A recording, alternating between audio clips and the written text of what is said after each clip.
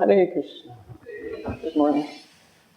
So today we're reading from Chaitanya Charitamrita, Madhya Lila, Chapter 6, The Liberation of Sarvabhauma Bhattacharya. And we have texts 83 and 84. So I'll just read 83 and then together we'll do 84. The Acharya continued. This is Gopinath Acharya speaking to Sarvabhauma Bhattacharya. The Acharya continued, if one receives but a tiny bit of the Lord's favor by dint of devotional service, he can understand the nature of the Supreme Personality of Godhead. So text 84 we'll do, this is actually a verse from the Srimad Bhagavatam, 10th canto, chapter 14, text 29. Chapter 14 is Lord Brahma's prayers to Lord Krishna after he realized that Lord Krishna was the Supreme Personality of Godhead, because Brahma had stolen all the calves and cows and put them in a cave, and then Krishna manifested himself as each individual cow and calf with all their individual personalities and characteristics. And at that time, Brahma spoke this chapter 14, which is full of very powerful, realized prayers. So this is one of those verses. Translation. My Lord, if one is favored by even a slight trace of the mercy of your lotus feet, he can understand the greatness of your personality. But those who speculate in order to understand the Supreme Personality of Godhead are unable to know you, even though they continue to study the Vedas for many years. I say, you say. My Lord, if one is favored by even a slight trace of the mercy of your lotus feet,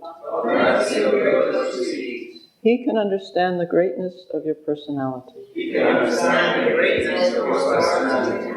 But those who speculate in order to understand the Supreme Personality of Godhead are unable to know you,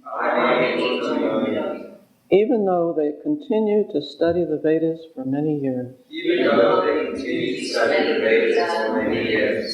Purport by His Divine Grace A.C. Bhaktivedanta Swami Prabhupada. The verse above is from Srimad Bhagavatam 10:14-29. The Brahma Samhita states, Vedeshu durlabham adurlabham atma bhakto. Brahma Samhita 5:33. Although the Supreme Personality of Godhead Krishna is the ultimate goal of knowledge, Vedaischa sarvair aham eva vedya. One who is not a pure devotee and who is not engaged in the service of the Lord cannot understand him. Lord Brahma therefore confirms this, Vedeshu durlabham. It is very difficult to understand the Supreme Lord simply through one's studies. Adurlabham atma bhakto. However, it is very easy for the devotees to capture the Lord. The Lord is known as Ajita, unconquerable. No one can conquer the Supreme Personality of Godhead, but the Lord consents to be conquered by His devotees. That is His nature. Atat Shri Krishna namadi na bhaved grayam indriyai sevan mukhehi jivado swayam eva spuratyada. Being pleased by devotional activities, the Lord reveals Himself to His devotees. That is the way to understand Him. The verse from Srimad Bhagavatam quoted by Gopinath Acharya was originally spoken by Lord Brahma when he was defeated by Lord Krishna. Lord Brahma had stolen all the calves and cowherd boys in order to test Krishna's power. Lord Brahma admitted that his own extraordinary powers within the universe were not in the least comparable to the unlimited powers of Lord Krishna. If Lord Brahma can make a mistake in understanding Krishna, what to speak of ordinary persons who either misunderstand Krishna or falsely present a so-called incarnation of Krishna for their own sense gratification. Om Gananandasya Gananjana Salakaya Chaksurunilitam Yena Tasmai Shri Gurave Namaha Shri Chaitanya Manobishtam Stapitam Yena Bhutale Swayam Rupa Kadamaya Dadati Swapanantikam Vandeham Shri Guru Shri Yuta Parakamalam Shri Guru Vaishnavamscha Shri Rupam Sagajatam Sahagana Raganatam Vitam Tam Sajiva Sadvaitam Sadvadutam Parijana Sahitam Krishna Chaitanya Devam Shri Radha Krishna Padam Sahagana Lalita Shri Visakha Vitam Cha Hey Krishna Karna Sindhu Dinabandho Jagatpate Gopesha Gopika Kanta Radha Kanta Mostute Tapta Kanchana Gaurange Radhe Vrindavaneshwari Rishabhanu Sute Devi Pranamami Hari Priya Vanchakalpa Tarubhyascha Kripa Sindhu Ve'evacha Patitanam Pavaneyo Vaishnaveyo Namo Namaha Jaya Shri Krishna Chaitanya Prabhu Nityananda Shri Advaita Gadadhar Shivasati Gaura Bhaktivinoda Hare Krishna, Krishna Krishna, Hare Hare, Hare Rama, Rama Rama, Hare Hare. For the verse once more, my Lord, if one is favored by even a slight trace of the mercy of your lotus feet, he can understand the greatness of your personality. But those who speculate in order to understand the Supreme Personality of Godhead are unable to know you, even though they continue to study the Vedas for many years. Hare Krishna. So I must say it's so nice to sit in front of actual people instead of a computer screen. It's really it's a luxury. And thank you for being here. I've been sitting in front of people in front of computer screens for many months now. So this is an opulence for me. So I thought since we're beginning 2021, we could just briefly review what we studied in this chapter, this section of the Madhya Lila. Not the chapter, but the beginning of Madhya Lila. We're on chapter 6. So earlier in the year, last year, we were studying how Lord Chaitanya Mahaprabhu was a grihasta, living with a highly qualified wife and a very devotional mother. But he was not respected. And people actually committed offenses against him, especially some students. So he decided, he was only 24 years old, but he decided to accept sannyas because at that time in India, sannyasis were respected. And simply by offering respects to the Supreme Personality of Godhead, one acquires pious credits. And conversely, if one offends the Supreme Personality of Godhead, knowingly or unknowingly, one is pushed farther and farther from devotion. So it was an act of mercy on the part of Lord Chaitanya Mahaprabhu to benefit people in general, that he made this sacrifice and gave up his grihastha ashram. He went to Katpa and accepted sannyas from Keshav Bharati, and then immediately he wanted to go to Vrindavan. But Lord Nityananda Prabhu, with his trickery, he diverted the Lord. And instead he went to Shantipur and was hosted by Advaita Acharya. And when the residents of Navadvip heard what had happened, they all gathered in Shantipur, and there was a great festival for 10 days. And then Sachi Devi came, Lord Chaitanya's mother, and of course she was overwhelmed to see her son take this unprecedented step. For her it was a very emotional time. And on her request, she cooked for all the devotees, and then she requested the Lord, rather than making his base Vrindavan, if he would please make his base of activities Jagannath Puri. So it was on the request of his mother that he did that, and he was based in Jagannath Puri for the next 24 years. Although he did travel, he made that his base. So after the festival in Shantipur, Lord Chaitanya Mahaprabhu left for Jagannath Puri with 4 associates. And they were Nityananda Prabhu, Mukunda Dutt, Damodar Pandit, and Jagadananda Pandit. There was 5 of them. And on the way, they stopped in Ramuna. And at that time, Lord Chaitanya Mahaprabhu related a pastime that he had heard from his spiritual master, Ishvara Puri, about Madhavendra Puri. How Madhavendra Puri went to Vrindavan, and he was actually approached by Gopal. And then in a dream, he excavated Gopal from the bushes and installed him. And there was great worship. Anakut, all the villagers came and offered prasad to Gopal.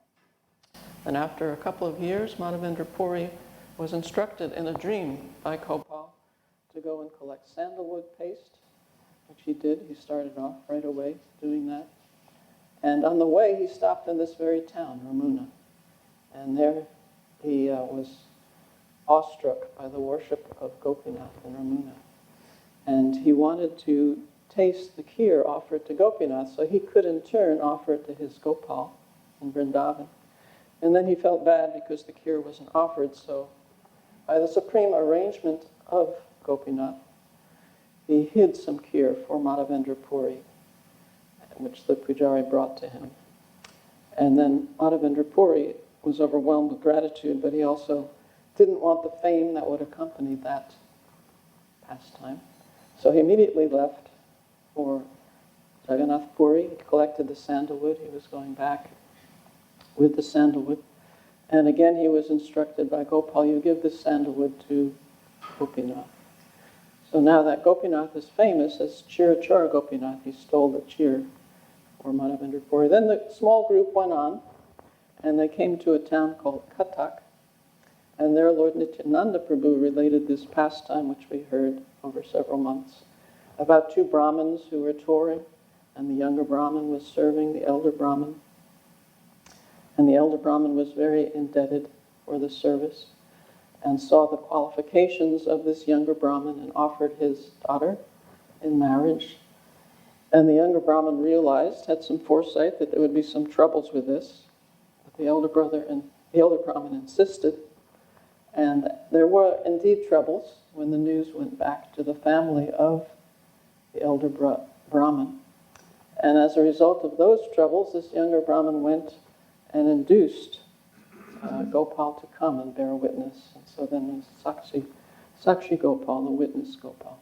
So this was over the previous chapters, and then what happened was Lord Nityananda Prabhu was entrusted with the danda of Lord Chaitanya. And for his own internal reasons, Lord Nityananda Prabhu broke that danda and threw it in the river. And when Lord Chaitanya requested his danda, Nityananda told him some story why he didn't have it. And Lord Chaitanya externally became upset with this, because he said, my one possession was the danda, and now the danda has been broken. So he said to his 4 companions, either you go ahead to Jagannath Puri and I'll go behind you, or I'll go ahead and I don't want to travel with you. So for that reason, Lord Chaitanya Mahaprabhu arrived ahead of his 4 companions in Jagannath Puri. They came later. And he immediately went to the temple of Jagannath and was overwhelmed with ecstasy and fell down in his ecstatic trance. And the watchman was going to beat him, perhaps thinking that he was a sahajiya, he was just pretending. But fortunately, Sarvabhauma Bhattacharya was present at that time and forbade the watchman to beat him. And he had Lord Chaitanya, with the help of the watchman, carried to his home, which was near the temple. And Sarvabhauma Bhattacharya was quite concerned because there was no symptoms of life in Lord Chaitanya Mahaprabhu. And finally, he held a very fine piece of cotton in front of his nostrils. His abdomen wasn't moving, but this fine piece of cotton moved just slightly. And so then he had some hope that there was still life in his body. Now, Sarvabhauma Bhattacharya was a very erudite scholar of Vedanta. So erudite that we find earlier in this chapter, chapter 6, that when he saw these ecstatic symptoms in the body of Lord Chaitanya Mahaprabhu, he recognized them as highly unusual, exalted signs. He says here, this is text 12 of the same chapter, chapter 6. Upon seeing the sign of Sudipta Sattvika, Sarvabhauma Bhattacharya could immediately understand the transcendental ecstatic transformation in the body of Lord Chaitanya Mahaprabhu. Such a sign takes place only in the bodies of eternally liberated devotees. Then the next text, 13. Sarvabhauma Bhattacharya considered the uncommon ecstatic symptoms of Adhirudha Bhava are appearing in the body of Sri Chaitanya Mahaprabhu. This is very wonderful. How are they possible in the body of a human being? So this gives a little indication of his erudition. I think that's a word. And then later on we'll find in this chapter that for 7 days he speaks Vedanta Sutras to Lord Chaitanya, trying to enlighten Lord Chaitanya. So there's no doubt that he's a highly qualified, materially speaking, a highly qualified scholar. And yet, because he does not have a trace of the favor of the Lord, the prasad of the Lord, by devotional service, he is blind, completely blind to the fact that Lord Chaitanya is the Supreme Personality of Godhead. And Gopinath Acharya is here trying to impress that upon him, that only by the mercy of the Lord can the Lord be understood, not by speculation, not by guesswork, not by hypothesis. And how to receive the mercy of the Lord, that must come from him. That is his prerogative. So this is a very fundamental principle of Krishna consciousness, of Prabhupada's teachings, of Krishna's teachings.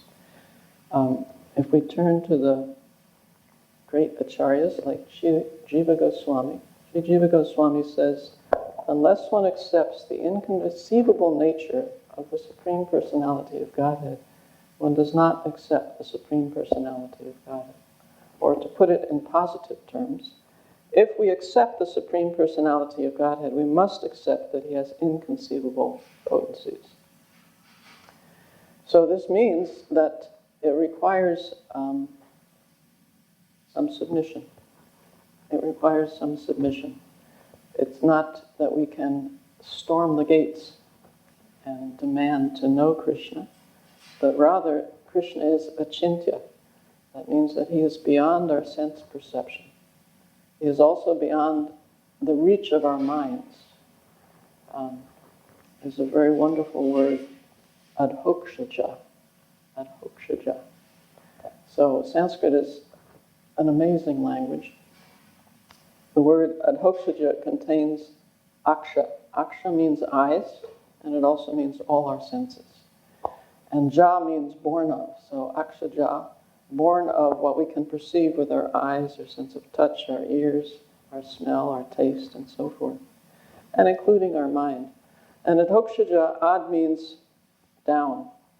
So it means the Lord is above whatever we can perceive with our five senses, whatever we can conceive within our intellect, whatever we can conceive within our mind.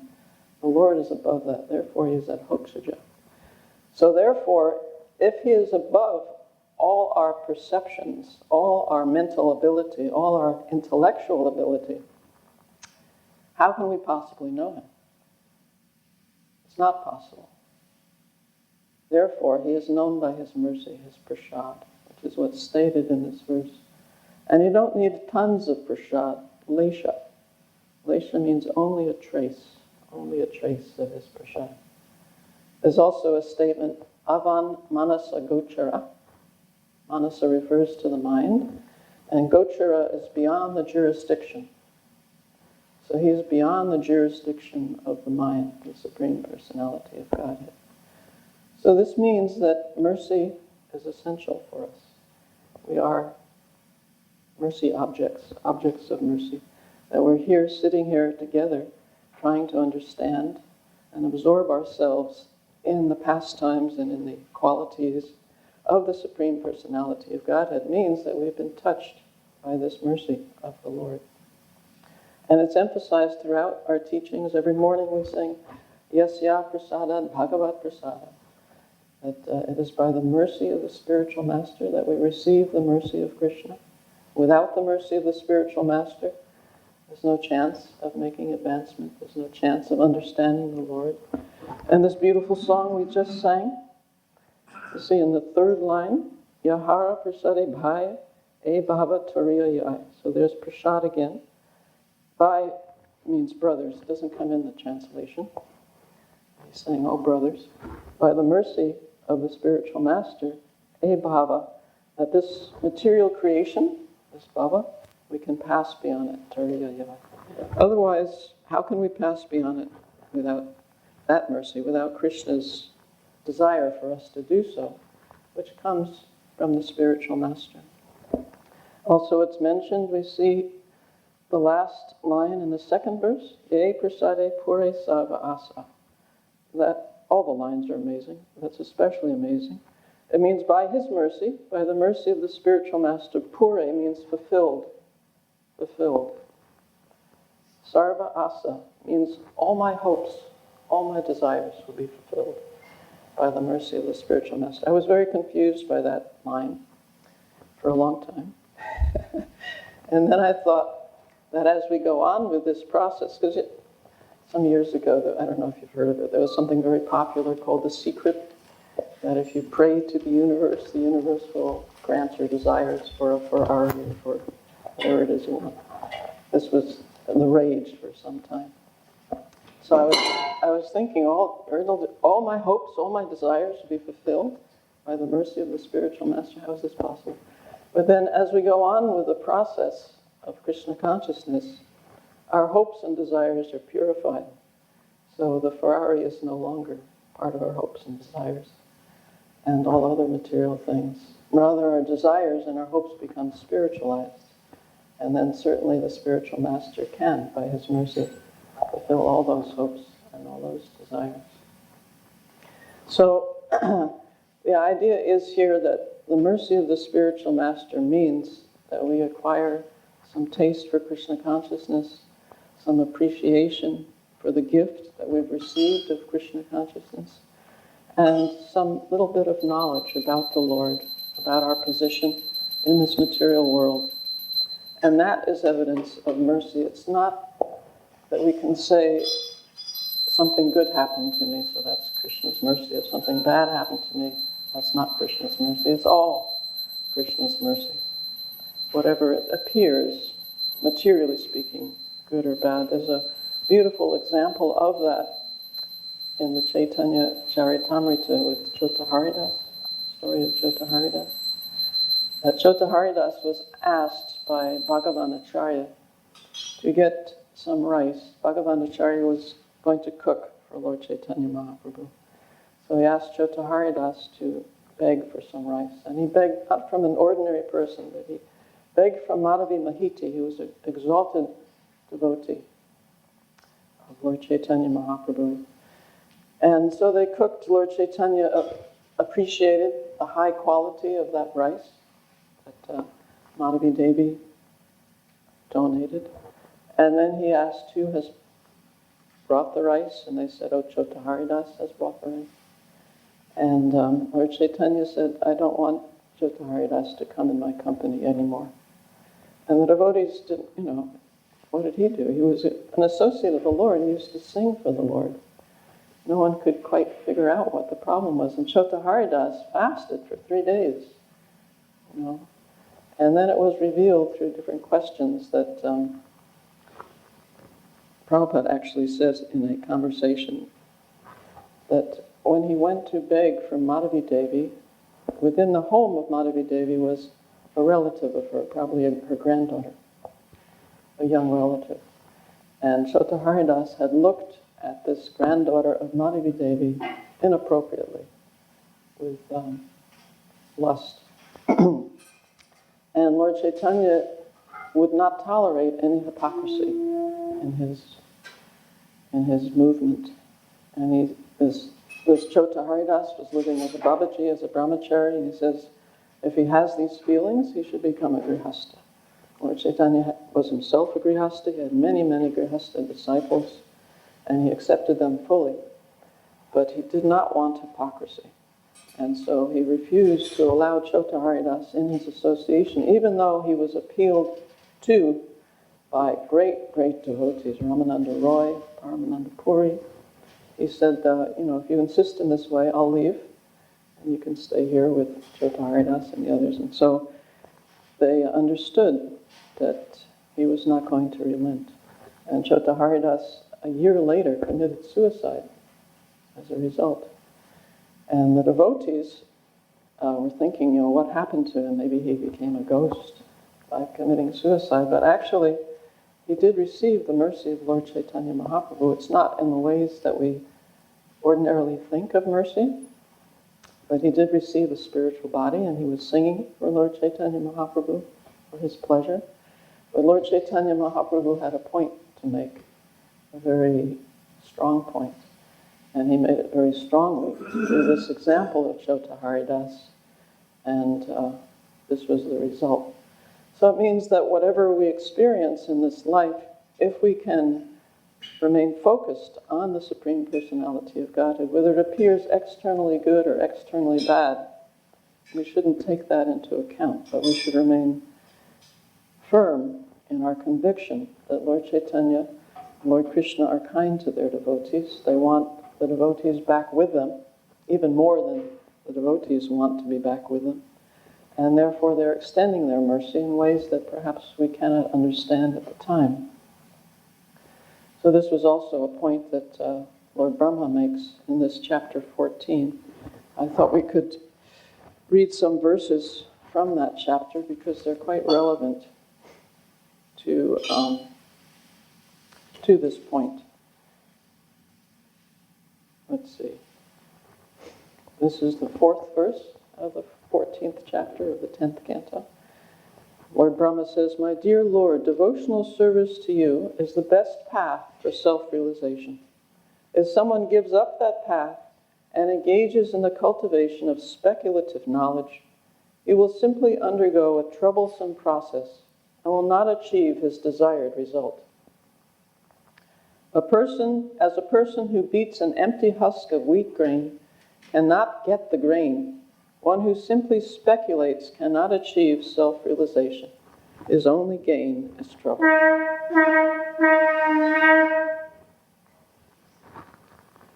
So the idea here is that Krishna says in the Gita that by all the Vedas he is to be known. He is the compiler of the Vedas. He is the knower of the Vedas. By all the Vedas he is to be known. We're going to see the Lord in a moment. Jai Shri Shri Radha Gokulananda, Jai Shri Shri Sitaram Lakshmi.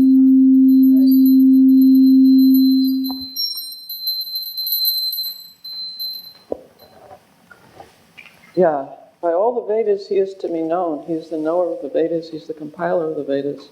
And we find here Sarvabhauma Bhattacharya externally knew the Vedas, but because he did not have this spiritual master to give him the mercy of the Lord, he missed the compiler, the knower of the Vedas. He missed Krishna's presence. And that's what Lord Brahma is saying here, that because he was relying on his own intellect, because he was relying just on what his mind could conceive, he was speculating. And despite all his endeavors, it was like if you have a husk of grain and you've already taken the grain out, you've already taken the wheat out, and you go on beating that husk, it's useless, it's a waste of time, a waste of energy. It's only trouble. And another verse from this 14th chapter. "In time, learned philosophers or scientists might be able to count all the atoms of the earth, all the particles of snow, or perhaps even the shining molecules radiating from the sun, the stars and other luminaries. But among these learned men, who could possibly count the unlimited transcendental qualities possessed by you, the Supreme Personality of Godhead, who have descended onto the surface of the earth for the benefit of all living entities?" So this is a reiteration of Krishna as being beyond our conception. How can we conceive that the person who creates all material universes is here standing on our altar? That from his pores the universes are emanating, and within each universe is Brahma, And Brahma creates all the 14 planetary systems and the 8,400,000 species of life on those planetary systems. And here he is receiving an offering. It's beyond our conception. It's just achintya, adhokshaja, avan manasa gochara. We are very, very small, and if we appreciate our smallness and just get a glimpse of Krishna's greatness, then we can feel some small amount of affection for him, and by his mercy and by the mercy of our spiritual master, some small amount of devotion for him, we hope. We pray for that. So there are a few more verses, incredible verses from Lord Brahma. This one, perhaps some of you know. Tate nukampam susamikshamano punjana evatma kritam vipakam vidbhava kubir vidadam namaste jiveta yo mukti pade sadhoim. That's the 8th verse of this 14th chapter. My dear Lord, one who earnestly waits for you to bestow your causeless mercy upon him, all the while patiently suffering the reactions of his past misdeeds, and offering you respectful obeisances with his heart, words, and body, is surely eligible for liberation, for it has become his rightful claim. So this idea of submission is here from Lord Brahma, who is the head of our parampara, our foremost authority. So we can take it from him that if we want the Lord's mercy, we want his prasad, then we simply accept whatever Krishna gives us, and all the time remembering his greatness and our smallness, and praying for his kindness upon us. And then we will be eligible for that mercy. And he says in the 11th verse, what am I, a small creature measuring 7 spans of my own hand? I am enclosed in a pot-like universe composed of material nature, the total material energy, false ego, ether, air, fire, water, and earth. And what is your glory?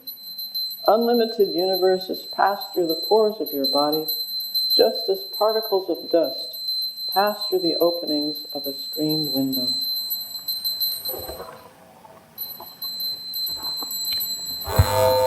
O Lord Adhokshaja, does a mother take offense when the child within her womb kicks with his legs? And is there anything in existence, whether designated by various philosophers as real or as unreal, that is actually outside your abdomen?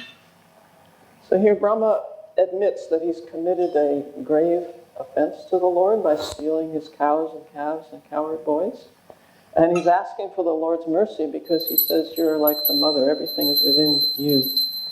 And so the child is kicking in the womb, but the mother doesn't take offense. So Brahma made a little kick. He stole the cows and calves and cowherd boys. He says, please don't take offense. Please have mercy on me, as a mother would have mercy on her child.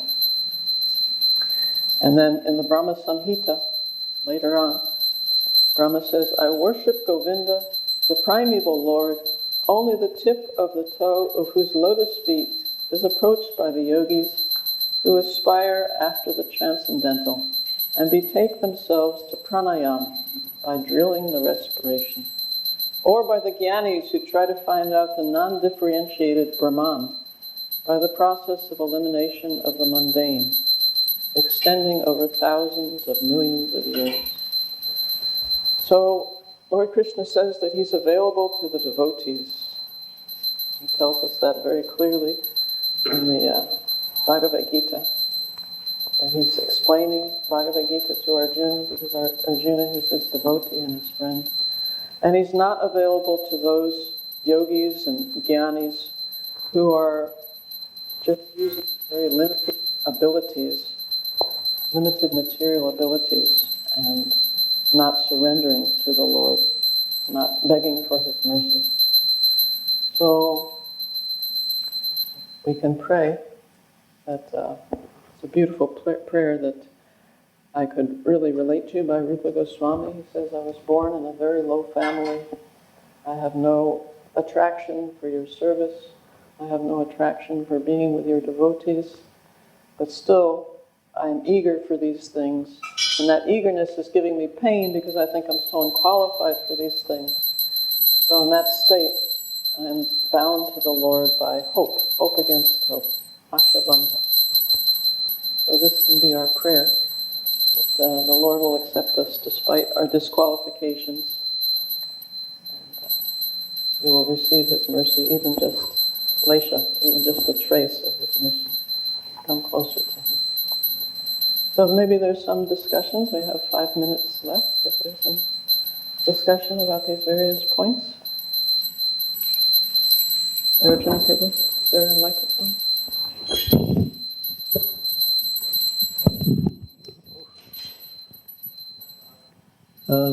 With regards to his apparent non-forgiveness of Chota Haridas,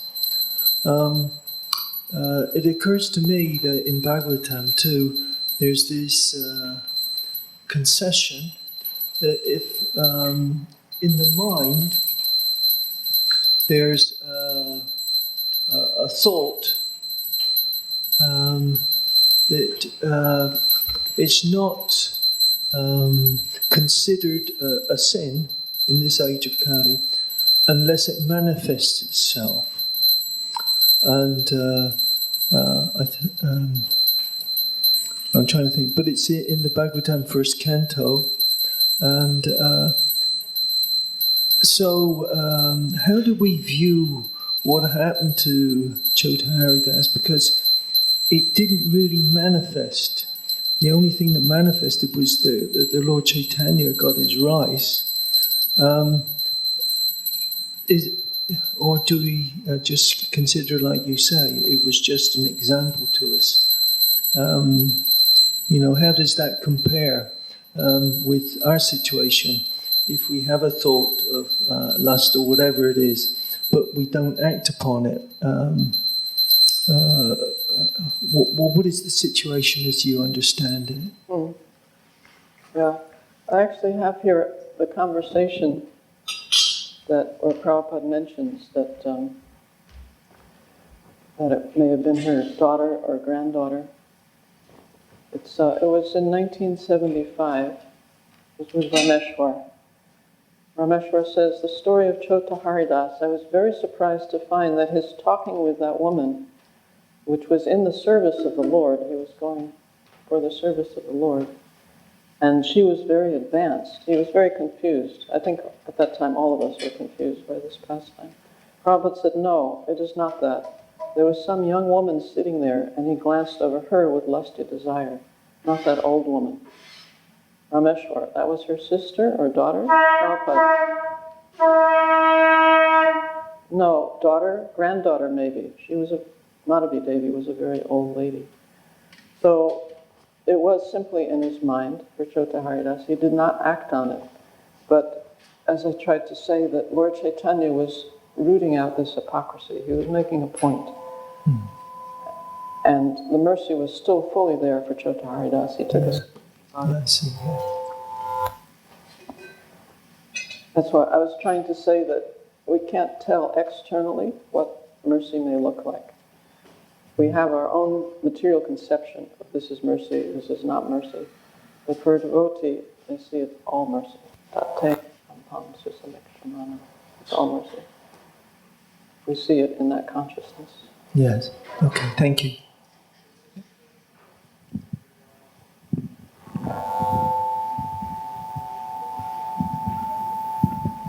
Hare Krishna. Thank you so much for your attention. Thank you for being here. All glories to His divine grace. A.C. Bhaktivedanta Swami Srila Prabhupada.